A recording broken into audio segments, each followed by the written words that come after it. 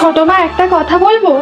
শুনতে ইচ্ছে না করলেও তুমি যখন আমাকে ভেবেছো বলবে, তা এত দেরি করছো কেন? বলেই ফেলো।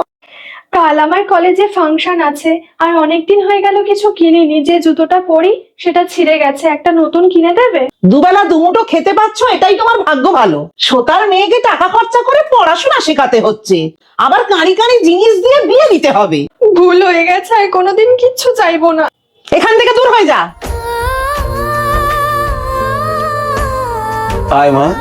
বাবা, ছোট মার কথা কিছু মনে করিস না, জানিস তো ওই মানুষটা ওই রকমই। দিদি, দেখ তো পছন্দ হয়েছে কিনা। ভাই তুই আমার জন্য নতুন জুতো এনেছিস?